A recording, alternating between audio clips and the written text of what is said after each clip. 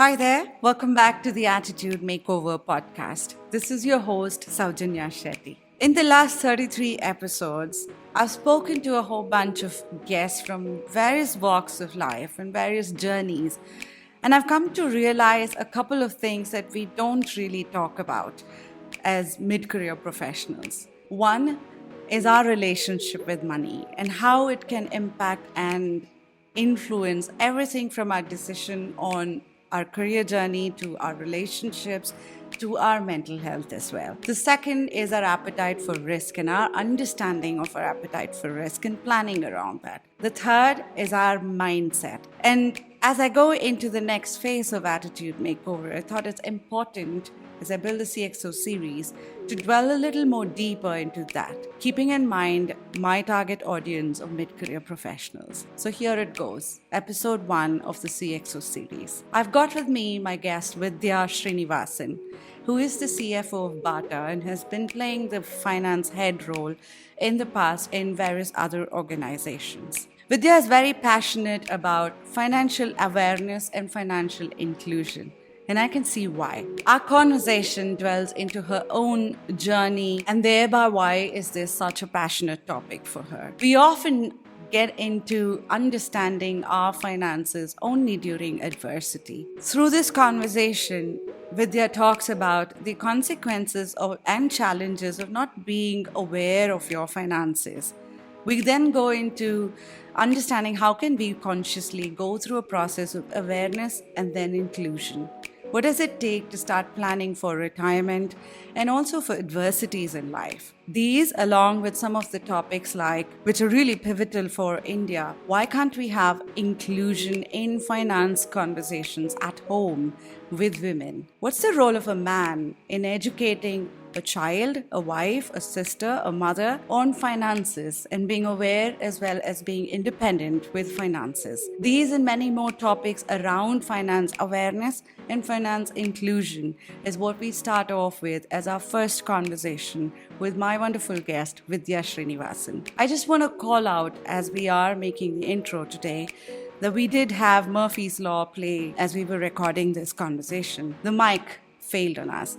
And so you would see a glitch in the audio quality from the earlier quality that we're so used to. Nonetheless, it is a good quality and I hope you like it. Please do leave your comments, share, and subscribe to the channel.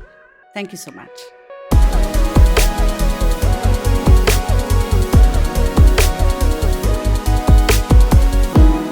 So, Vidya, first of all, thank you so much. I think they say in the 40s, you need to have 4 good friends. One is a good lawyer, one is a doctor, one is a goon, and the fourth is someone who understands finances. And I think for me, you're my sounding board in terms of just talking about anxiety and everything else associated with finance. And I think it's a very important topic. We don't discuss about this often. So I want to start off with first really knowing who is Vidya and what were your early years, because I think a lot of what and how we function in our later years is very influenced by our beliefs and experiences in the early years. So, what was early years growing up like?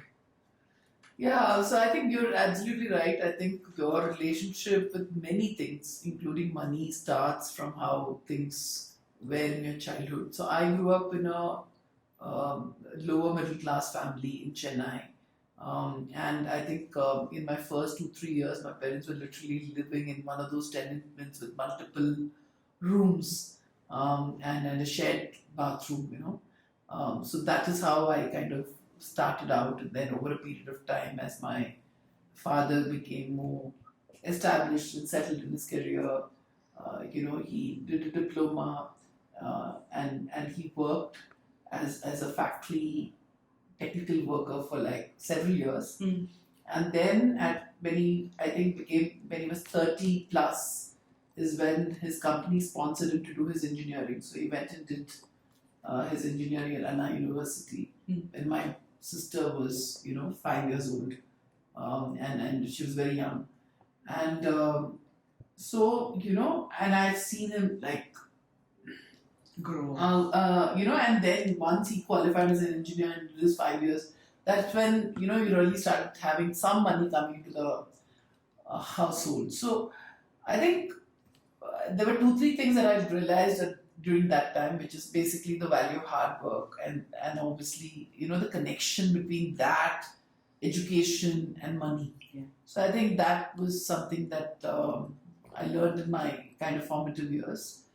And then, but even I think even towards well into my college or school, my family has always had struggles with money. So I think that's always been kind of a thread, which not an overarching thread, but it's something that is something that you need to value, you need to be conscious of, and you can't just be like wasteful. So those were early lessons and learnings that we got right from the start. Yeah, I think I can relate to this. For me, I think my bit of the story, but growing up, we were just three women. I lost my dad when I was 3 years old. So mom had to find a job first, and overnight we had no place to stay itself. So for me, I think very early on I saw adversity, like right on your face kind of a thing. And it sort of in some ways very unconsciously and very subconsciously defines your relationship with money. And I feel a lot of times we don't dwell too much into our relationship with money. And so when we maneuver through jobs, it sort of becomes one of the forces or the drivers that we pursue without sometimes knowing it even. How is your relationship with money now that you're, in quite settled in career, doing well for yourself? How has that changed your relationship with money? See, I think, my early relationship with money was never about, it was always about working hard and getting something. And so it was never about, just wanting money for the sake of money. It was always kind of that you will do something, you work, and therefore you get something. So I think that piece of, that whatever you get is a result of your work and your endeavors, that has never changed. It's always been a bit of a that piece I think kind of continues. I think the piece that has evolved is the various avenues in which you use it.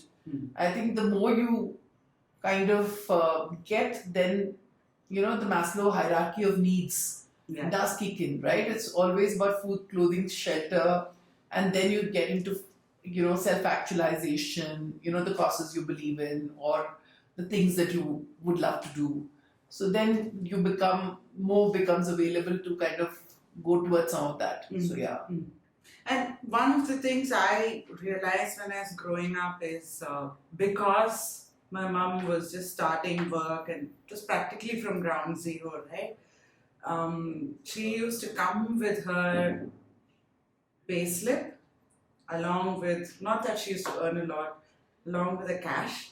And she used to have a diary which was like the monthly expense, what we have to pay off, and then what's remaining. So I was very aware of it as a young child, both me and my sister, as to what we've got, what we will have to adjust for that month, and it keeps you grounded in a lot of ways. But I realized I'm probably one of those few households where this was done, especially for girls. We don't talk finances, we don't discuss finances. How is it for you at home?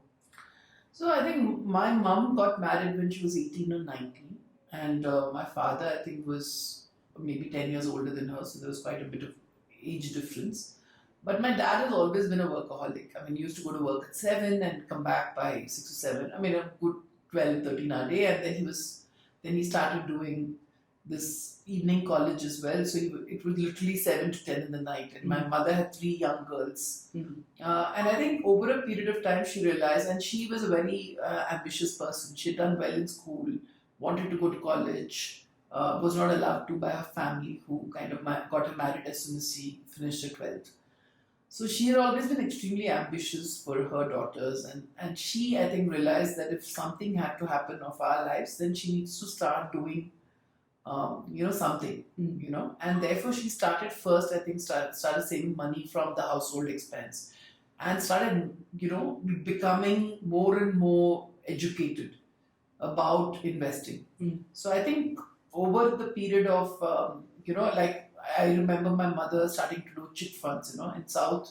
There used to be this concept that every month you put in 500 rupees and at the end, and then they do a draw of lots every month, and at the end of the 12th month you get a piece of gold. So it's a way of women to put in some money and tuck it away, especially if that's their own kitty, and then the gold then translates into something that belongs to them. So that journey used to happen. So my mom started with that, but I think over a period of time she started actually educating herself about stock market investments. Then she actually started investing all of my dad's money. So I don't think for the last 25-30 years my dad never of his career, he didn't have anything to do with his funds. And even after he retired, I think he started working at 19 and he retired at 68 or 69. So I mean, he got extensions and stuff like that, and he continued working with the same company.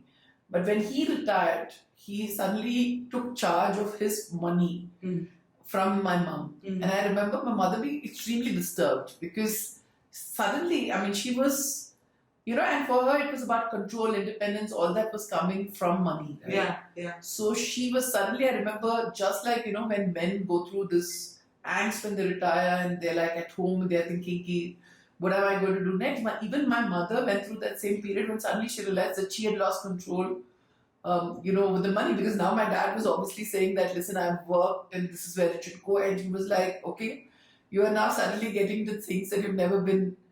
And then it was like it became my dad's money. So then she set up a business at 71. Wow. Just to have her own source of funds. Wow. Okay. And now she does have her own source of funds because she set up a business. So it's always been something where it's about independence. It's about control. It's about having a voice at the table. And that's how my mother perceived it, and that's how she educated her daughters.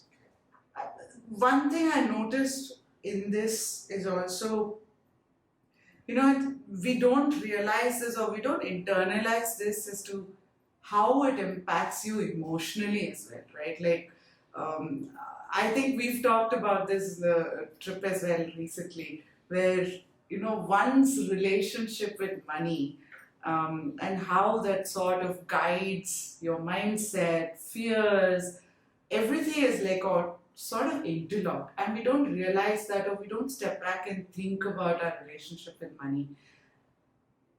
What are some things you have seen? Like for me, I feel stuck when you get anxious about money. I feel a lot of stress when there's this sudden change in that relationship with money. What are some things you have seen both at home, through the journey of growing up with your parents, as well as much later? So I don't think I've ever gone through a period where I have been anxious about money, even when when I had very little, and to the point when, like, I still remember that I used to literally have 50 paisa in my pocket, and I used to cycle for 8 kilometers to go to my college. So even at that stage, there was no money to give as a pocket money or allowance or anything. My family never had that concept. But even then, I've never had anxiety about money. It's about. So I used to do those tapes with market research tapes, and make 150 rupees for transcribing one tape. Oh, you were? Yeah. So I used to do, whenever I was out of money, I would go and ask for 2 more tapes. And so it was literally like you put in the thing and you spend 10 hours transcribing and you get $150.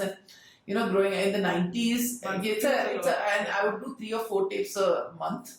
So that would be 500-600 bucks that I would earn for myself, and I would be very. So I was always like, I would be able to work my way to get something. So I've never gone through a fear that what would I do if I didn't have. I mean, that was not my take on this.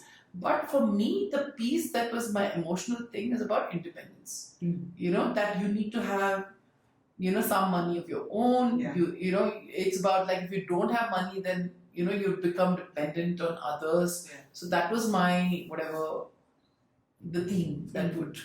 drive through that. Is that the same that your sisters have gone through, or is No, it different? It's very different.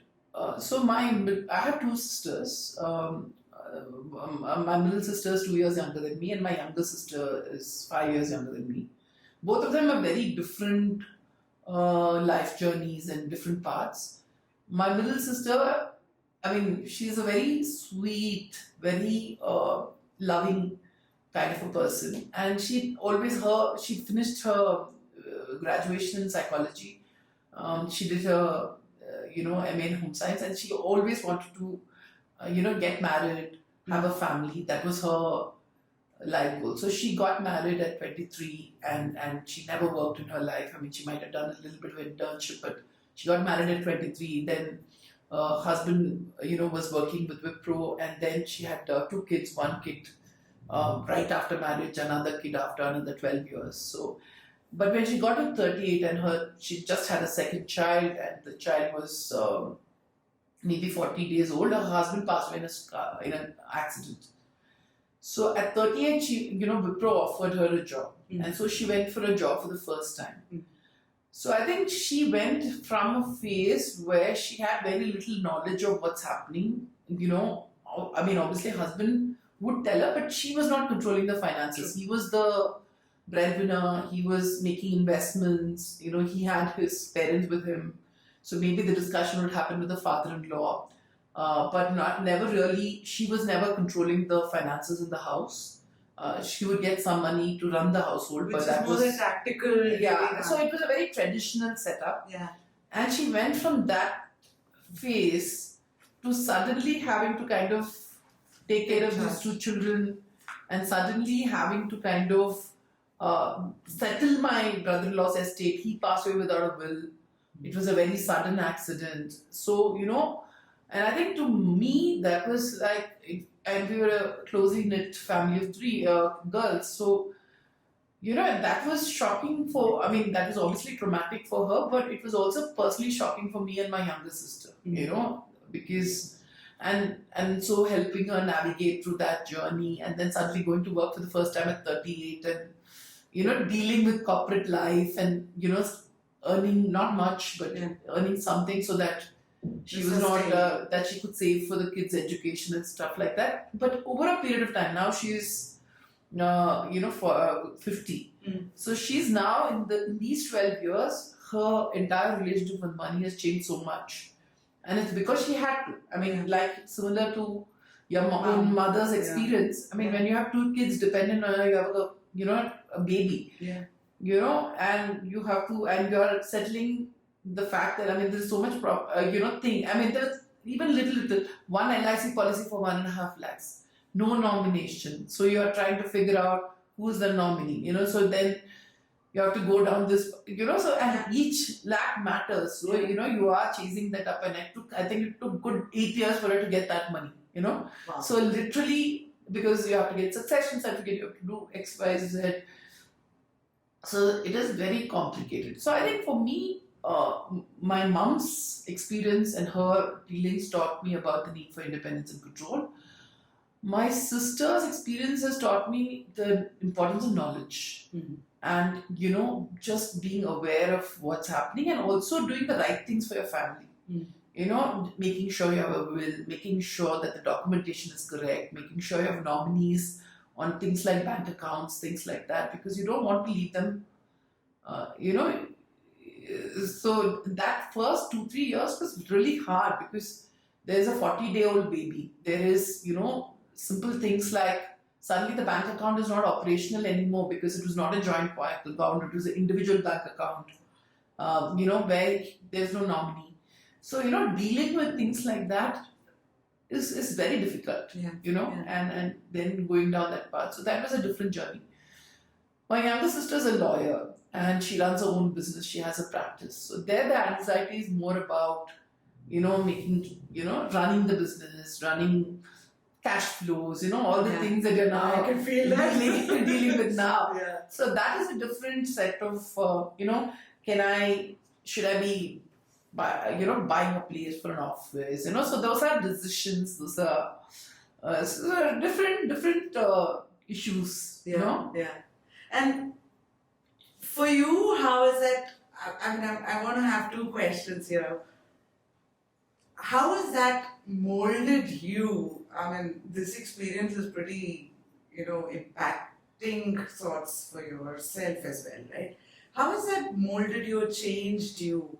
Um, So I think for me, my interest in women's financial literacy and my interest in kind of making sure that other women don't go through something similar or at least learn from their experience is something that I got out of this experience.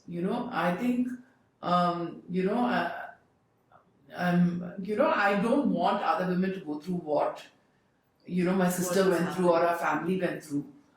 Just trying to kind of navigate it. Yeah. And this is one thing I've realized that it's only in the app, and it's not like we don't understand finances. There seems to be a little bit of a fear getting into it and getting into that awareness bit. But I think under adversity, we sort of figure out.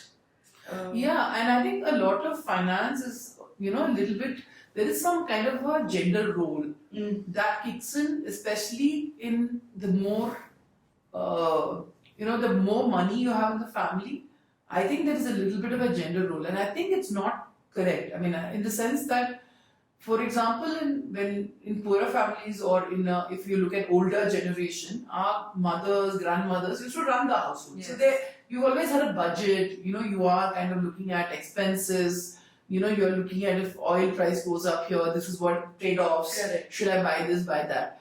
That kind of. So it's not like women have never dealt with money in their life. Yeah. But when you have a little more, it's kind of assumed that becomes. In many households, the man takes the decision in terms of where to invest, what to do, how to do it, and then women go through a zone where their fathers are handling it, then their husbands are handling it, and then their sons are handling it, or daughters are handling it, and that's Correct. That's the journey. You're never, front and central as far as those decisions are concerned. Okay, and I think you have to be. Even if you have the best partner in the world, something can happen. Yeah. Right? And then, there is potentially your kids. Yeah. You have to run life. Yeah. So having that knowledge and understanding, I think, is very important, both for the woman and also for the man to kind of inculcate. I mean, I've had people in my family whose, husbands have been extremely particular of explaining to them every step of the way. This is what I'm doing. Yeah. Even if the wife is not interested. Yeah. But would sit down and say that this, because something goes wrong, Yes. they want Yes. her to have full access. Yeah. And I think there are two sides to this, right? One is whether you're interested or not, just being aware of it gives you a notional view of what you have versus what you don't have. And some bit of it contributes then to your confidence, in some ways, your self-esteem, a whole lot of those aspects as well, right? Have you seen that change for your sister? Yeah, for sure. Mm-hmm. I mean, compared to before and after, if I look at her before, when, she was happy. I mean, she was a happy, in her life and everything. Now, I think she's a lot more confident. She is taking decisions, she's taking care of, she's making financial decisions.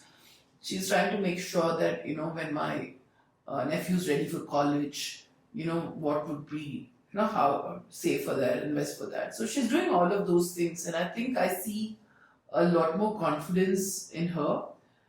And I think to some extent, and she also does frivolous stuff, where she's able to. Yeah. That Amazon order, Yeah. while my mother might say, why is she ordered on Amazon? She's doing that without having guilt. Yeah.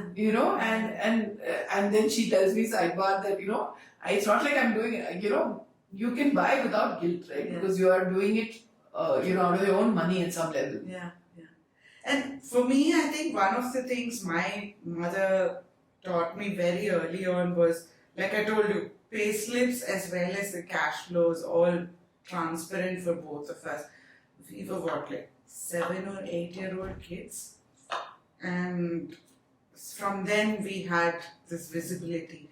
And even like, when you're going to high school, I studied with complete subsidized schooling, right? And when I went to the plus one, plus 11 in 12th grade, you no longer have subsidized. So she had to figure out 5 years later, I need to plan for this. So she would include that in the conversation. So for us, on a month-on-month basis, we were very clear of what's in stock, how much we could stretch. And it also made us realize in some ways of how to sort of become independent very early on. Like I used to sell notes to make, like how you were doing your tapes, I used to sell notes, right?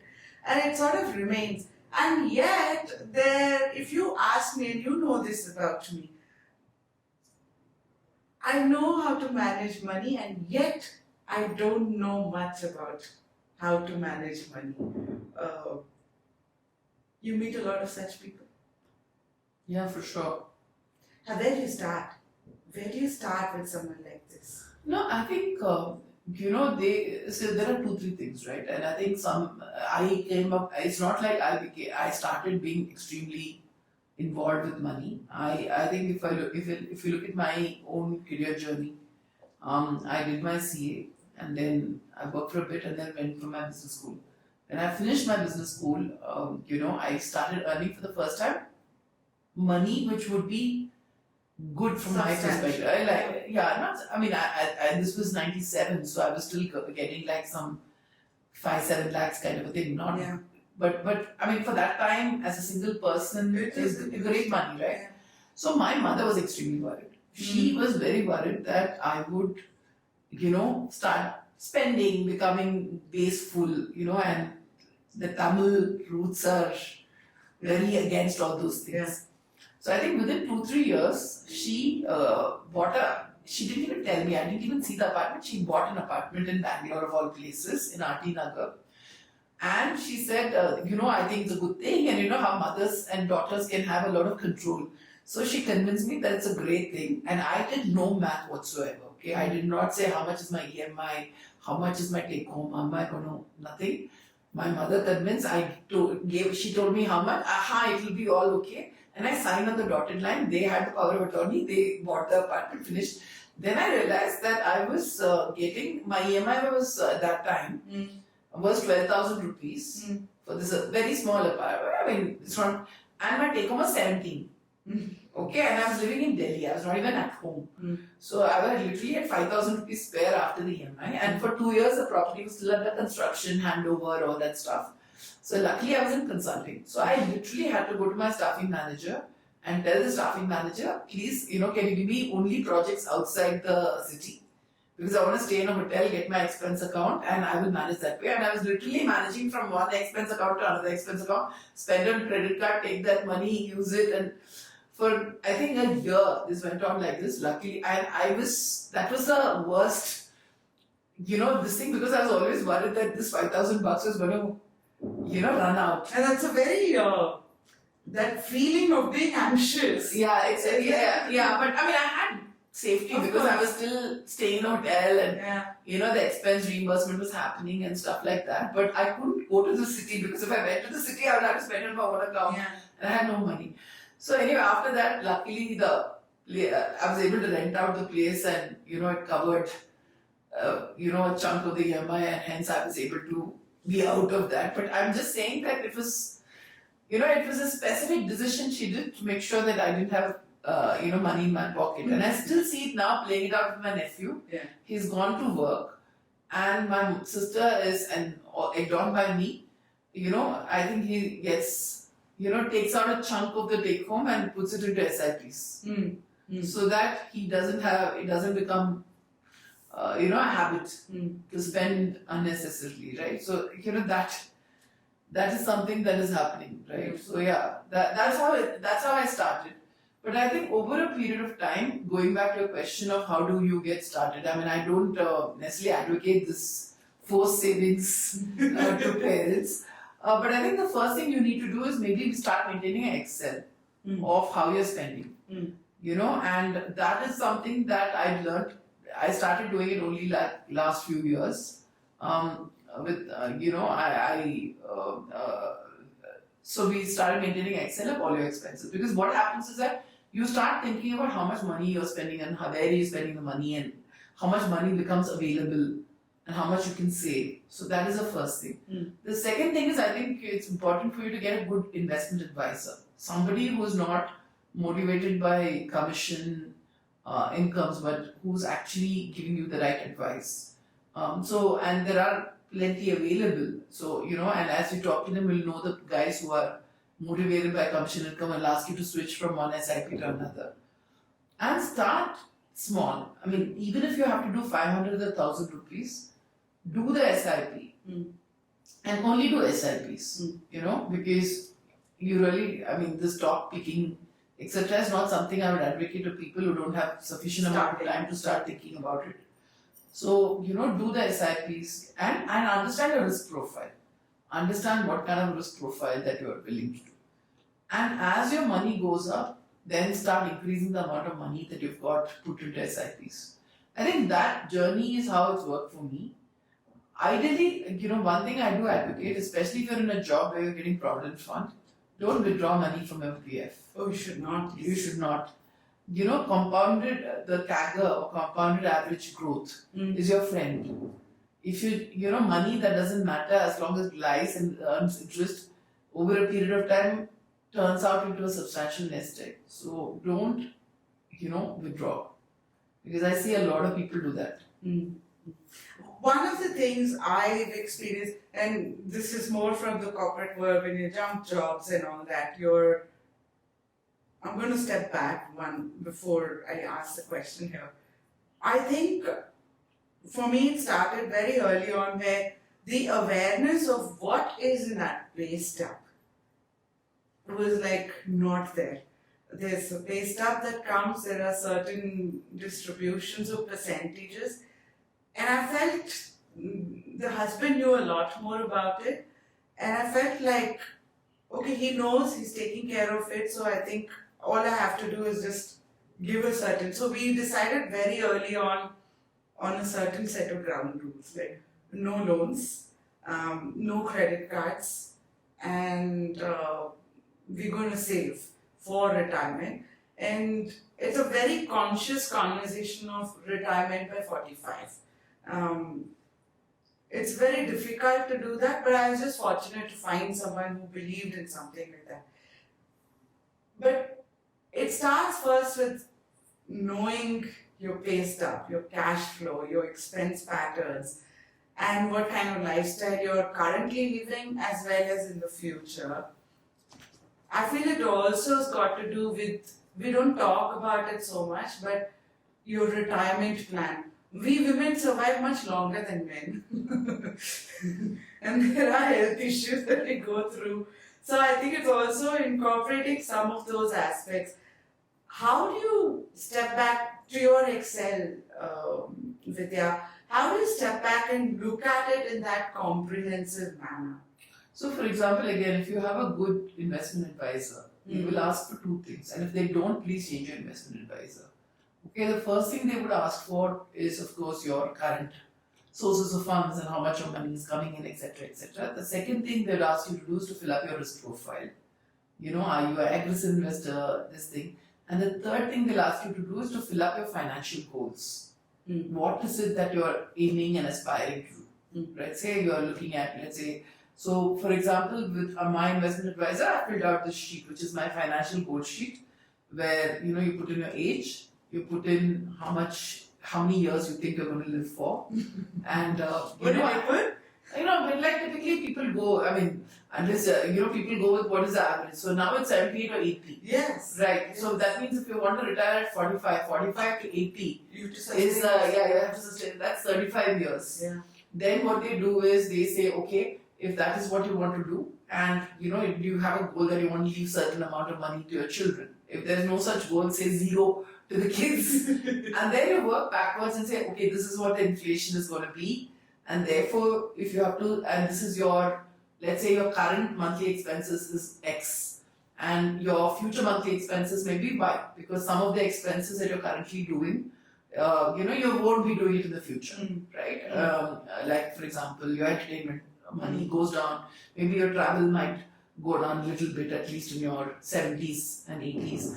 But your healthcare expenses will go up. So then you kind of do an estimate that, if my cost of, I'm spending a lakh this a month, now it might become whatever X. Then they will do a CAGR on that, and they will also keep some emergency fund that you want to keep, because if some of the assumptions go back, and then they will say that for that, if you want that kind of a thing to happen and you want to retire at 45, this is the amount of money you have to save from today. And this calculation, the problem is, most people don't do this calculation. The people who do this calculation do it when they are like 40 or 42 or something. Ideally, the people who should do the calculation are the guys at my nephew's age who's 24.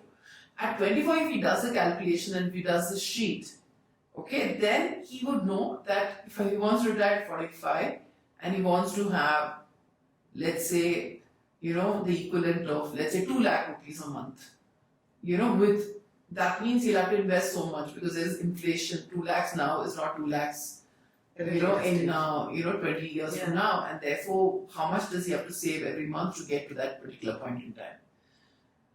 And then what happens is there are 2 ways in which you can have that calculation. One way could be that you have that money, so you start investing, great, and you will work get to you. The other way is you don't have that money. So then there are 2 routes you can follow. Either you need to figure out how do you get to that point, right? If I need to save, let's say, 50,000 rupees a month to get to this point, and I don't think that's a number, but I'm just throwing it out. If either I'm currently at 20, so start saving that 20, but how do I get to the 50? So do I have to study more? Do I have to switch jobs? Do I have to do X, Y, Z? Or you may have to change your 45 to 50 or 55, or both. So that's the way to do that trajectory. But I think it's a conscious conversation that you need to do not just with yourself, but also with a good investment advisor. Got it. And then what my investment advisor does is every year we update that sheet and we revisit the conversation. Am I going on track or not on track, etc., etc. So no matter how educated you are, you do need an outside expert to sit, and I think it's very useful. And so, how do you gauge your risk appetite? Is what kind of questions come into a risk appetite, especially in this space? I can see in the other spaces like. But there are actually standard templates which are available in every mutual fund. If you log in for the first time, will have a risk appetite gauging questionnaire. So you can use one which your investment advisor is using, or you can use one of the standard ones which is available, which will give you a sense of, what are you in the risk pattern. They ask questions like, are you okay with a little bit of loss? Are you so they ask you a set of questions. There are some which are even more, creative. But yeah, there are standard tools which are available for this. And Vidya, do you have these in your experience, in your journey so far? Do you think it's right to also talk about this before you marry someone? Yes, absolutely. I think there are 2-3 things that I think people should talk about. I mean, I'm single. I've never been married, so I think that gives me even more ground to talk about this because I hear from so many people's experiences. I think people don't talk about their approach towards the extended family. They don't talk about their approach towards children, and they don't talk about and they don't talk about money and the approach to money. And frankly, there are many surveys which say that one of the top causes for stress in married life tends to be around money. So it's intuitive that you should be talking about it, but nobody ever does. Yeah, because I see one part of it is like these ground rules that we had, right? Like I talked to you about. It gave me so much freedom to explore jobs, to take risks in my career and all of that. And now at this point to take this courage, it's a very courageous plunge. I mean, we can, what I'm going through in terms of mentally just preparing myself for this life and this journey. But I also think it's very important to talk about, like, are you going to support your parents? or is there education that you have to support for your sister or something like that, and how many children, what kind of, and even retirement, like, let's say tomorrow you survive and I don't survive, what happens, how do you look at that part of it? Do we go to that level of conversation? I think you do go to, for example, some of the questions that I've seen many people advocate, and who have thought about this consciously are, for example, going back to your approach about money. Like some people have a joint account, everything comes in together and they spend together. They're like, we're a married couple and, we are together in this. There are others who say that we are going to have a separate bank account for household expenses and I'm going to fund that bank account and that's how I'm going to do it. There are others who say that the household expenses I take care and you're taking care of investment and XYZ. So some of these things, I'm not saying everything gets discussed right up front, but I think these are conversations one needs to have. But at least if you have a big, difference of opinion between the two, then it's important to discuss. I mean, lately, in one of those anonymous relationship groups, which are quite interesting. Thank you for introducing me to that. So there is this husband who got extremely annoyed and has posted in this group saying, is it a right thing or a wrong thing? Basically, the story was this. Both of them are doing extremely well and they have an approach of sharing expenses. It's an even Steven. Both of them, keep a spreadsheet of expenses and they split it. Now they are thinking of having a baby. So, and she's thinking that she'll need to take a year off when she's having the baby. So he came home and so they were discussing that we're going to have a baby, etc., and what's it going to mean, the normal conversations that couples have. And he came back home and she had actually done a full spreadsheet and which she shared with him, saying during this time, this is going to be the expenses for the baby. This is going to be some of her expenses. She's going to be, so he needs to give disproportionately and the extent to which he has to pay for while she goes through this journey. And he was looking at it saying, she wants me to pay her for having a baby.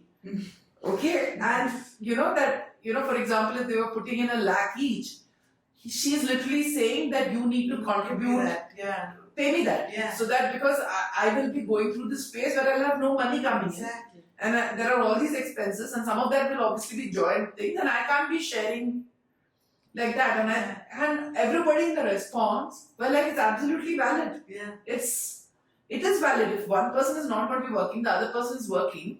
Obviously, they'll have to take not just the cost of that, but also like for example, if she was used to going to the gym, why should she dip into the savings and pay for that? He should be paying for this, right? I mean, somebody is taking a step back in her career and everything for that period. And why are you thinking that this is something weird? Right? So I think, as people evolve, some of the things that used to be taken for granted in one generation back have become topics of discussion, And I think it's important you bring up that. I was going back to reflect on my journey, like when no one prepares you for what life is when a child comes into this world. And especially for a woman, like not just your body, your psychology, a whole lot of things change, right? And you sort of plunge to a certain level in your confidence till you come back. But the cost of that for a woman is much more than what a man goes through. Of course, you have to take care of the child and all that stuff, but the cost of that, the career break, not having money at home, not having agency over your funds, all these things, especially if you're now with people having babies later, and being used to a certain level of independence, and suddenly, you're back to when you're 20 and you're dependent on your dad for money, right? I mean, so she was like, you want to do this, then make sure I get compensated. And it's important to have those conversations of, here's the expense, here's what I foresee, and maybe consciously. It's also important to talk to other women about this, right? I'm thinking we don't do that. Right? It's kind of, I think it's even with friends who've been friends for many, many years, you don't necessarily know. I mean, you might know that if somebody is well off, somebody is XYZ, somebody can afford to go to this pub versus that pub kind of a thing. But it is a conscious discussion because, at some level, I think the last thing you want is to become, oblivious to what somebody else is going through. Yeah. Like for example, now we are at the age where we do 50th birthdays and stuff like that. You don't want to call somebody to something where the other person might feel uncomfortable saying, this is too expensive for me. You never want a friend to be uncomfortable, right? So some of these things are important. Yeah. And we never have that, like if you go on holidays together, what is the budget? Yes. Is that a discussion that is easy? And why is it, I think it's okay to be upfront about it, but the person who wants to, let's say you're going on a holiday with a bunch of 5 friends, and let's say they're uncomfortable spending more than, let's say, 5,000 rupees a night on a hotel. Yeah. It is always a person who's uncomfortable paying who has to articulate it and who's uncomfortable articulating it. But not the other person. Yeah. And I think you should be conscious, right? I mean, they are your friends, right? You are choosing to spend time with them. Why make them feel unhappy and uncomfortable? It's also what you're saying is it's important to be comfortable having these kind of conversations. Like, I remember when I was sitting and talking to you about I've taken this plunge, here are some fears I'm going through. I told you I've not had this conversation and it was so difficult to have that conversation, right? Like, it's just too difficult to have these kind of conversations. How do you incorporate that, especially when you have children? For me, my mother used to make it a practice. It was a normal thing to really voice your concerns. Like I remember once talking to her about that you fall sick this often. She's very chronic asthmatic. So my fear was also that what if something happens? Right? Yeah. Then what happens to us? The 2 kids, what happens to us? And so I used to ask her, like, how much money, where else do you have? And I don't know if we discussed that with, forget children, even the spouse. No, I think it's a very, very important conversation. Like, for example, I remember amongst my friend circle, there is only one set of friends who we've had discussion what will happen to their kids if they pass away. It's even with family. Like, for example, my sister, when, has very clearly said that if something, because she's the only parent, and if something happens to her, what will happen to the children? Is something that she has, obviously, you're concerned about and she's thought about. She's also communicated. Okay? And I think, I think so. I don't have children, but I have a dog, and the dog is 10, and I have thought so much about, what will happen to him. Yes. And I've had 2 contingency plans. I'm like, my friend will take care of the dog, and if he is not able to or willing to, then my sisters will take care, and I've had conversations with all of them. I have space as well. Yeah, but I've had conversations with all of them, and I think it's important, right? I mean, heaven forbid if, even if you're 2 of you, if something happens to both of you in an accident or something, what will happen to the kids is something you need to plan. You need to then plan for making sure that the funds are in a way that the person who's a caretaker can actually access the funds. And I think, I know in India there are families where even elderly parents who are 70, 75 have not written a will because there's such a reluctance to write a will. And I would strongly advocate, please do. And I was literally having a conversation with a friend sometime back, and then he asked for the bill template. In India, you don't even need it to be registered. You just have to write it, and you have to have 2 witnesses that you would be in a position to call them, later, or make themselves available if they have to testify. So that is all. It's a sheet of paper, or you write and you sign. Nobody even needs to be aware that this is what you've written. So if I can sort of bring it back together, one is be comfortable having this conversation, and must have this conversation with your spouse, with your parents, and with children. With children as well. 2 is be very conscious and aware of your finances. Get curious about it, break it down, observe patterns, be inquisitive about what kind of savings patterns, and have a good investment analyst to work with. 3 is it's not a constant plan. You come back, you revise it, I revise mine every year, Every year. like in January, along with all the resolutions that you make and then break. I do my financial kind Yeah, of a and goal you sheet do at the that same- diligently as Yeah. well, right? And also, fourth is talk about the overall finance view, not just your cash flow bit of it, but your complete wealth. What is it? Where is it? And who takes what? And who takes care of what? And have that Yeah. as a goal. Yeah. If I could say one thing, I think the relationship with money for all of us starts with anxiety. Yes. Do I have enough? What if I don't have enough? What if I lose my job? It needs to become a relationship of freedom, opportunity, and independence. Right? Because it gives you something, right? You're working towards something. When it becomes a source of joy, then you don't mind spending some time thinking about it. Yes. If it's a source of anxiety, everybody wants to avoid the topic, right? Because it's dark. Yeah. If it's plus, it's a source of opportunity. It gives me, I can retire. Yeah. I can take care of my kids. My kids can go to the best colleges. I can go to travel the best places. I think you should think through what are you trying to build for. Yeah. What is that goal?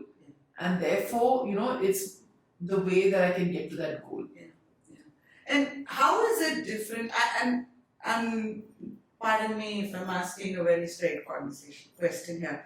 I've seen it being very different when you're a single woman versus when you're a married woman.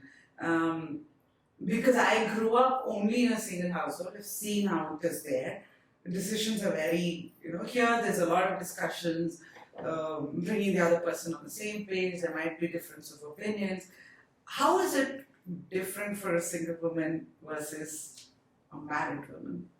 Yeah, like I said, I only observed, married women, but I mean, they're my sister, my younger sister, so I fully relate to that. It's then becomes a much more joint conversation and it's a joint goal. And the joint goal may not always be the same. One person might want to work till they are 80, the other person may want to retire at 45. But I think, and even when it's a joint goal, I think you're two individuals. Yes.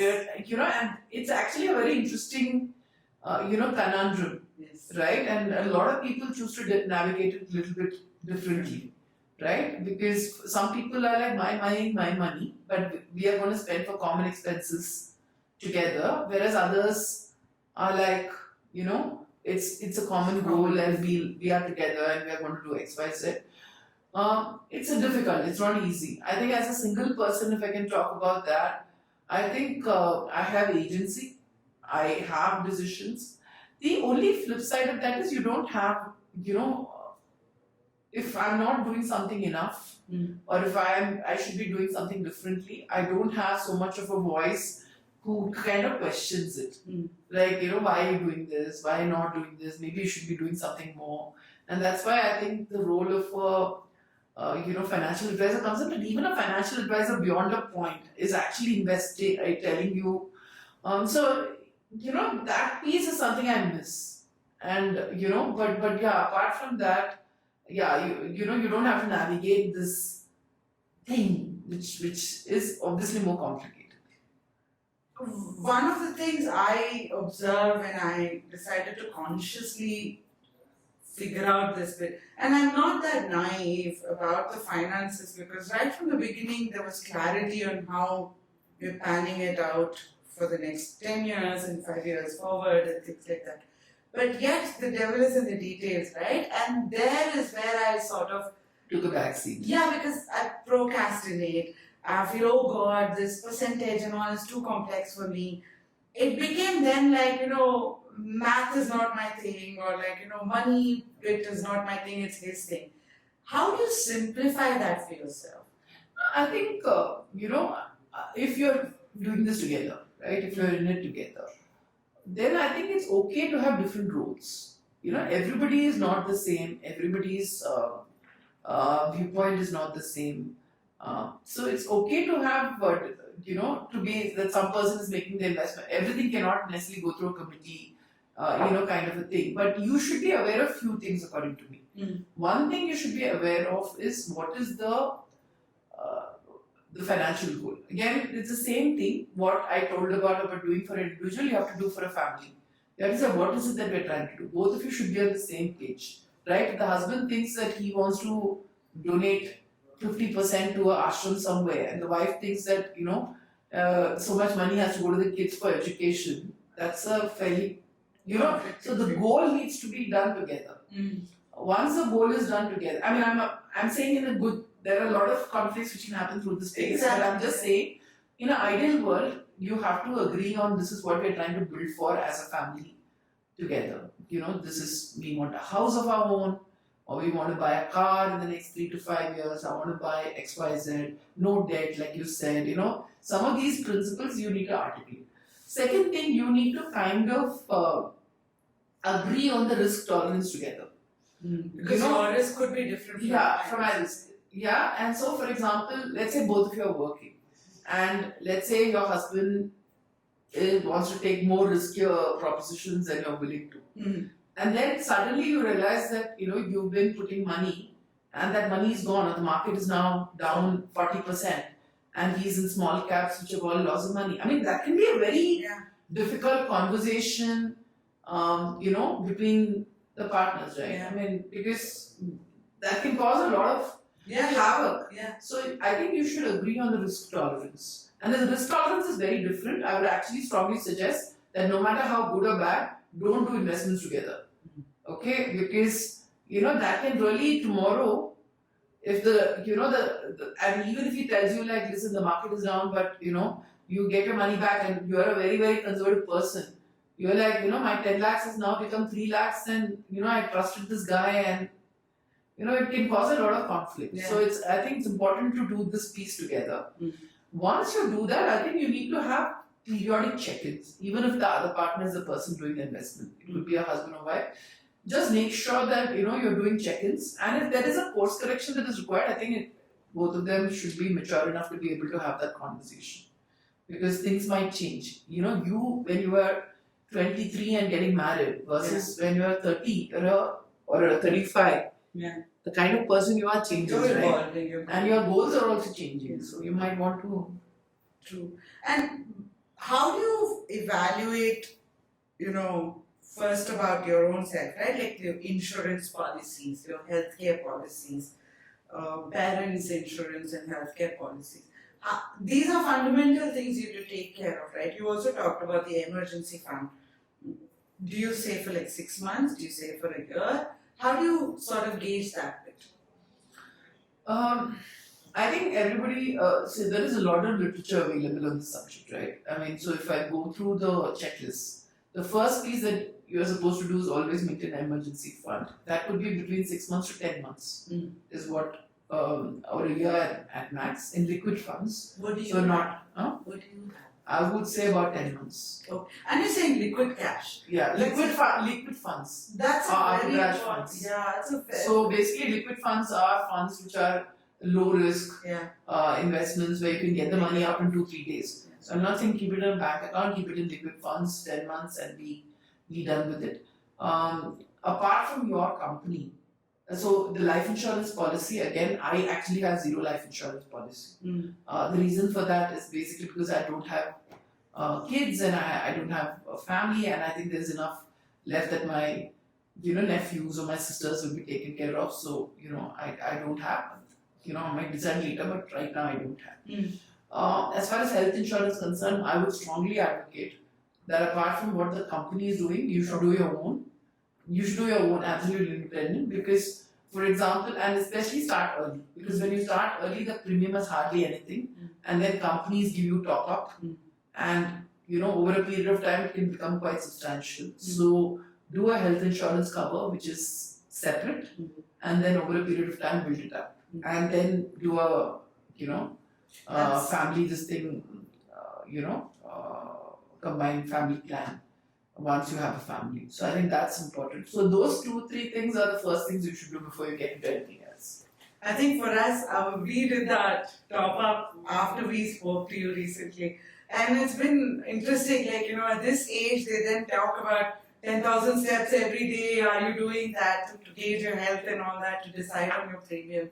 But it's very important, I think, that advice of having some of these is basic things you take care of, and then going into the big picture of 10 years later, 15 years later. Am I getting it right? Yeah, absolutely. And I think especially with family and all that, I think the family top up is important because a lot of people, they don't give premiums for older people nowadays. So, covering some of that is important. Yeah. Because it is through adversities that we realize how the relationship. And a lot of people in this country don't take separate insurance, health insurance packages, right? Because the employer provides it. Yes. And that is not, to be advocated at all. Yeah. So, one of the things I also realized is once you've got this basic stuff covered, is it in real estate and assets that you invest, gold that you invest, or how does a woman go about exploring this part? You can always go back to an investment person, but till you sort of find the right person, how do you build that knowledge for yourself as to how do you go about, building this? Do you put all your eggs in one basket, or how do you go about? So I think diversification is important, right? I mean, and frankly, again, it depends on the age. So there are, even if you don't have an investment advisor, there are standard templates available online, which talks about how can you kind of invest based on your risk profile. But it really depends a lot on the age of the person and the risk tolerance of the person. So if you're in your 20s, they typically say that a lot of your money should be going to stock because, it has a high, you have more, because, you have a larger risk appetite, you have a larger period of time to earn, and, the stock market investments give the best, return. As you get older, they say that you kind of start reducing your investments in stock and get into more debt funds. As far as real estate is concerned, again, it's an approach. It depends on the city that you live in. It depends on what you want. Many people want their own house. It's a source of emotional satisfaction for them. Because otherwise, if you look at the rental factors in most cities, it doesn't seem worthwhile purely from an investing standpoint, right? Because the people who got that capital appreciation got, like for example, I think the market is still correcting itself, but it becomes a city to city and also a personal, emotional piece also because it's very emotional. Yeah. Gold again is a source of less risk, and therefore, some gold, how much gold? I mean, it's again tends to be a fairly, personal decision. Like I'm not a big advocate of having a lot of gold. Having some is because it's just not, volatile from a risk standpoint. But whether you actually have jewelry or you have, gold bonds, or whether you have like gold bars, which are also now available. True. So some of those things are calls because if you have jewelry, then obviously selling, disposing it, and taking money out becomes more difficult. But if you have gold bonds or gold bars, it becomes that much more easier. So some of those decisions you have to take. Got it. And Vidya, what have you seen as something that really works to change a woman to take charge of her finances? What have you seen success stories where someone's come with naivety of, oh, this is not for me and I'm not comfortable with it, to I'm on top of it and I'm in control of it? What have you seen as big things? I think the role of the mother is important. What you at home, what you see, how your mother deals with finances is something that is important. I wouldn't want trauma to be the source of change for anybody, though in my case, in my family's case, trauma was caused change in my sister and even us to that extent. But I think nowadays there are so many good, podcasts. There are so many good YouTube channels which are available which talk about this. So actually listening to some of this stuff can also be helpful.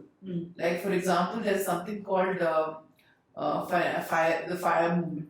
Okay, it's quite aggressive, but you don't need to take all of the tenets. But it's called financial independence, retire early. That's what fire is called, and it's a movement. And there are many people who talk about how they work their way towards financial independence and being able to retire early.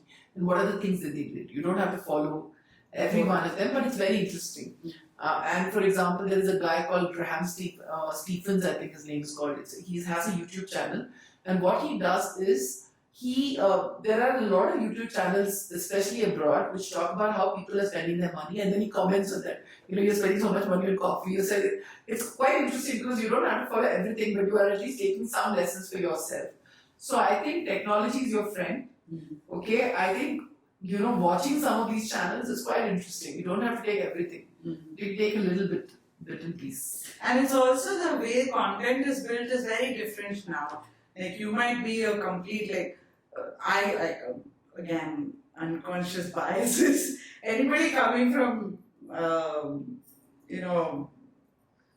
Tamil Nadu, for me, are really good in finance, numbers, and math. Okay, so and better of all, they're all CAs or they really get numbers like you tell 20% of this, they'll bring it out of that kind. But I think each one has their own way of learning and incorporating changes.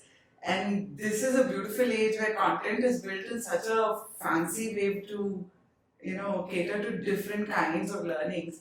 It's just a matter of just sitting there and finding the right ones in that case. Yeah. And do you follow anybody on Twitter?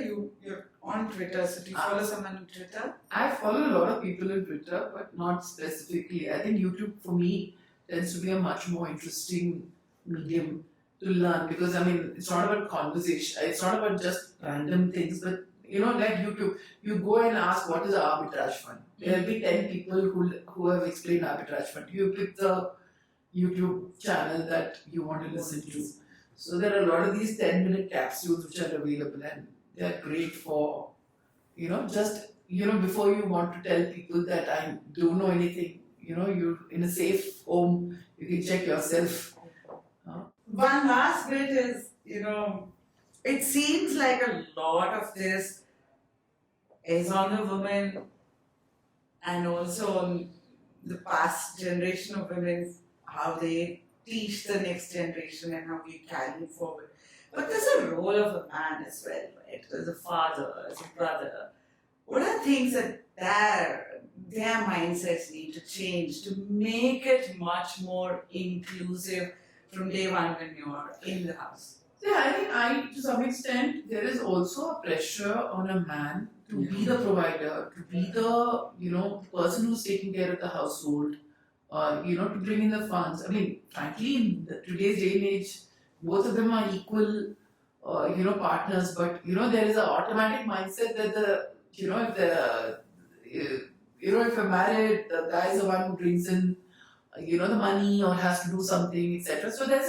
So I think that is, unfair pressure also on the man, right? And I think it's equally important to have this conversation.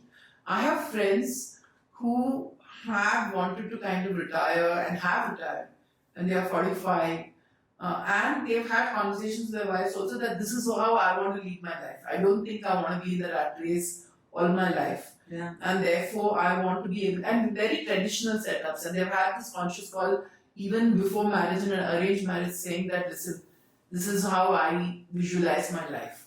And I think it's important to not be under pressure so much. So I think it's important for even a man to have exactly the same thought process for himself and then have the conversation with the wife so that both your financial goals are tallied. Because later on, let's say you want to quit your job at 40 and live with whatever this thing. You don't want your wife to get stressed out and nag you every day saying that you did this or I have to carry the pressure of the house or whatever it is, right? It's not wasteful, it's a legitimate discussion to have. So I think one, you have to think for yourself what is your goal, right? And you have to make sure that your partner is aware of that goal because it will help you only, nobody else. That is the first thing. And it could be I want to work till 60, but I want, I don't want to, I want to be able to do so much for my kids' education. I don't want to live extravagantly. I mean, that's a discussion, right? I mean, you don't want. So I think that's a conversation because, for example, I think like I think get stressed out as a man, right? And I know male colleagues of mine and friends of mine who have women who are not working and who have a credit card. I think it's very stressful, right? I mean, you are earning and you're somebody else spending the money. I think you should have a conversation about how much is the bill you're willing to trot out on a credit card, right? I mean, it's a conversation you should have, right? So that both of you are on the same page. I mean, I would do it for myself. Am I willing to spend 20% of my take home on credit card bill? Yes, no. I mean, and if there are two credit card bills, especially when one person is not paying for the, I think it's absolutely legitimate. You know, like I know women get offended that why is there a limit on my money, but I think it's stressful as a man. No? Yeah, it is. I mean, this conversation of when I want to retire or something, I think we sat consciously before my daughter was born, and we sort of had this conversation. And he was very clear. 45, I'm out. And 45, he's not out, I'm out. Because I told him 60, I'm out.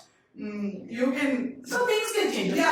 Yeah. But I felt like, it's very important. It is stressful for a man because you're constantly thinking of investments and you're then thinking of not just your investment, the entire family's responsibility. That's a heavy load as it is to carry. Then you have aging parents, your ambition, your kids. It's such a stressful state to be in. And you have to share the load. And therefore, you have to also have a conversation with the partner, that especially how much of money, how much of a spend. For example, is it okay if somebody goes and spends $20,000 for a handbag? Is that so these are conversations you should have. That what is it that you're jointly trying to build together, and what are the things that you're okay with, not okay with. And I think the third piece, I think as a partner, is that I think there needs to be transparency. Because I think what happens is that just in case something happens, I think is also important. For the man to think about. And I think the most evolved men that I've met have consciously tried to educate their wife through the journey, so that even and literally made them sit down and say, okay, this I need you to understand, because ultimately you want her to if you're no more there, you want her and the kids and everybody to be taken care of, right? And I think it's a fundamental part of the thing. But yeah, I think it's important that both of you have the same goals, and if you don't have the same goals, at least have guardrails. Yeah. Right? That, for example, if the wife, as an example, feels it's perfectly okay to, have an expensive artwork. Yeah. Let's say that, this is the limit, beyond this limit, you need to check in with me as well. We need to have a joint conversation or a expensive dress. I think it's okay to have that thing. And a lot of women tend to feel, how can he get in the way of this? But, So I had this mindset, right? So we had this common kitty, and I really feel like you need to have a joint kitty, and then you have to have your own kitty. And there again, you need to have that financial independence, because otherwise at some point you're going to come back to the joint kitty and actually ask and things like that. So you need to save from what you've got as well. That's my personal thing. No, that's absolutely. So that's the angle, right? Like, for example, if one of you wants to have expensive, and expensive is a matter of choice, right? It's relative. I may have grown up in a frugal household, so no matter what money I have, $25,000 can be expensive. Bag, or $20,000 can be an expensive bag for me. For you, it may not matter, right? Or a car for whatever, 25. There has to be something saying that, after in your common thing, you do whatever you like. In my thing, we'll do it together, whatever. You have to decide. Yeah, and I think that's important, because I remember at some point, when you're working and your salary just keeps going, you bump up your savings, but then that kitty also starts increasing, and then suddenly you get a taste for money. And we live in a very capitalistic space where You open anything, there's an ad coming, and everything is like, And with now online, it becomes very easy. You can just sit at 1 o'clock in the night and suddenly buy something and it'll land up. Yeah, like at sometimes Swiggy, Google Pay, and all that, you have no idea the expense that goes into just like that UPI mode of payment. You need to track that because otherwise it's just like a that is dangerous. Yeah, so I think it's very important to have that. Okay, this is a limit. Anything beyond that, we need to talk. Because earlier I used to flip over like, I've already contributed to our kitty. Now, why are you asking this bit? But I think it's important because, again, it's a transparency in the conversation, like how you're talking about, right? I love this conversation, Vidya. Any parting advice for women? I think my parting advice would be start young, and if you can't start young, start immediately. Right? I mean, it's never too late to start the journey. I think and think about the opportunity and think about what you're building to, and so it's not a stressful relationship. It's actually a fun relationship. I love, thinking about what I'm building towards, and that's essentially.